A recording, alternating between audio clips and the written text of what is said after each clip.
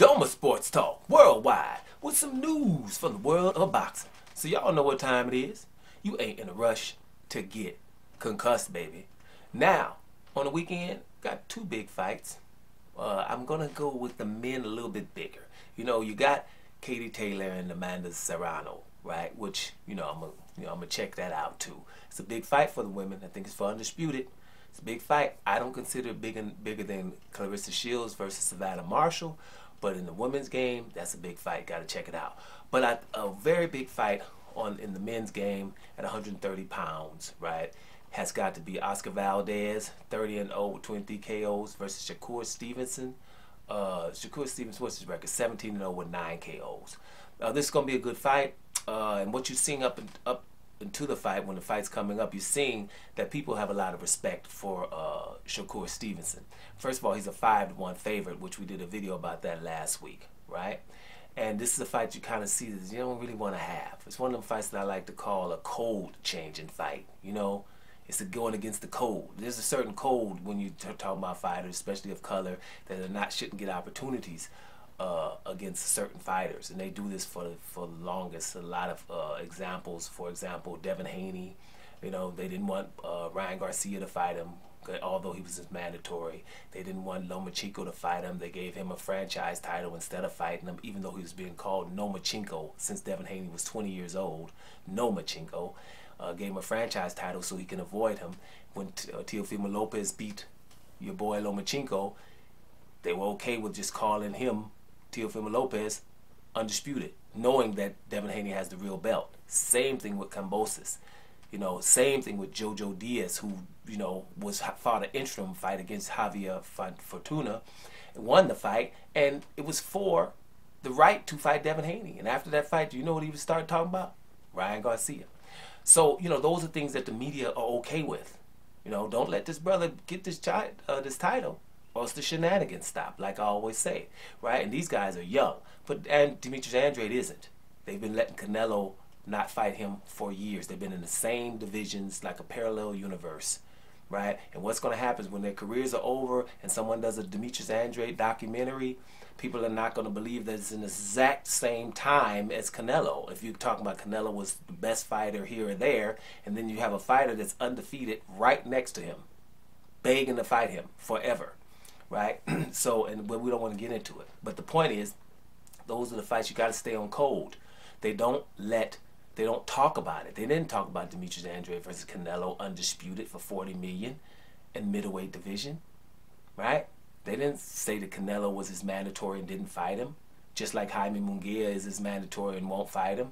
They won't mention it. They just won't. They'll stay on code. So fights like Devin Haney versus Kambosos, they were wanting Lomachenko to fight him instead of Devin Haney, right? So he can just stay out. And the same thing with Shakur Stevenson. He's been trying to fight Valdez for a couple of years now. Even though Valdez is more experienced, it's 30-0 with a nice knockout ratio with 23 KOs. Actually, Shakur is supposed to be staying away from him. But that's not what's going on. Shakur is trying to look for him, right? And another thing, Shakur should be in the pound-for-pound list. If they're thinking that Shakur is this good, where he's a 5-1 favorite over a 2-division undefeated champion in Oscar Valdez, he should be on the damn pound-for-pound list, right? So I'm going to tell you, Shakur Stevenson, Devin Haney, or anybody else, or Andrade, when you have those fights, they can't just win them. Ain't no brothers can't barely win no fight. Shakur Stevenson barely beats Valdez, he's going to get beat or draw. Devin Haney barely beats Kambosos, he's going to get beat or draw. Right? That ain't happening. You ain't going to barely, 7-5 for the brother, that is not happening. So Shakur Stevenson's going to have to dominate, but that's with a 5-1. But let me just give you something else just to let you know how they talk. I'm going to read a little bit from an article, and this article was talking about Shakur Stevenson is predicting he will mentally, that Oscar Valdez will mentally fall apart. Check this out. I'm going to read this to you. Shakur Stevenson plans on frustrating WBO super featherweight champion Oscar Valdez with his skills, defensive, and pinpoint shots on Saturday night until he mentally falls apart and is there for the taking at the MGM Grand Garden Arena in Las Vegas, Nevada.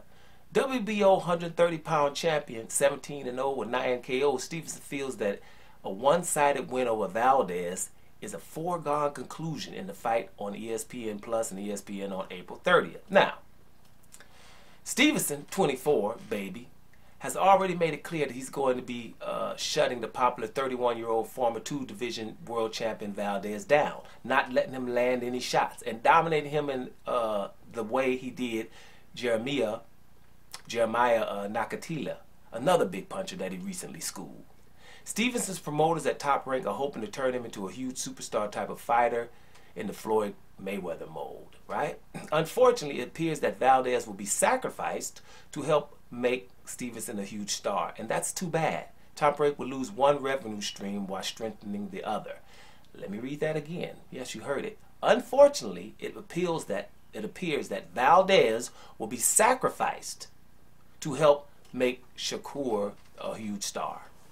Even if Stevenson does win in a masterful performance on Saturday night over Valdez, it's unknown if he'll be able to become a big star like Mayweather. Floyd was more willing to stand and trade with his opponents early in his career than we've seen from Shakur. So, and it goes on.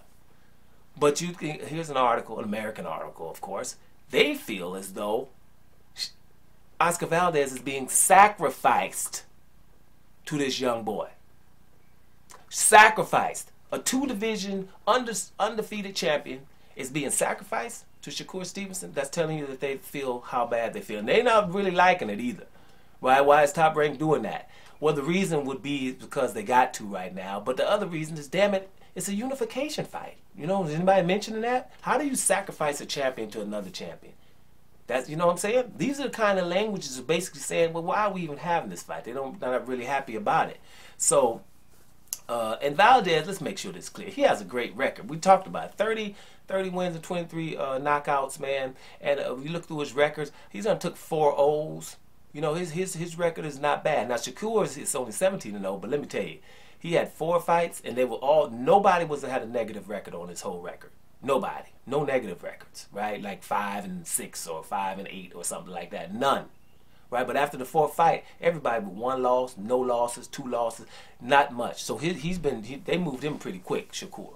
Right? So the bottom line is, if they think that the brother is so good, right? If they think the brother is so good, then just say that. Put him on the pound-for-pound list. Valdez is good too. The fight against Robson Conceição, I think he lost that fight, but they gave it to him. But most people have a fight where they were close and they were given to him. Even the best. Even some people would say Floyd Mayweather maybe lost to your boy, I forget his name right now. The one fight that they keep saying that Floyd Mayweather lost because his shoulder was hurt. You know, so everybody has a close fight.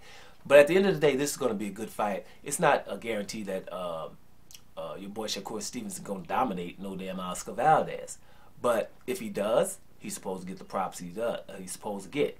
Not acting like we sacrificing Valdez, because we sacrifice, that means you don't think Valdez is anything. And Valdez is 2-division and still 30-0 with 23 KOs.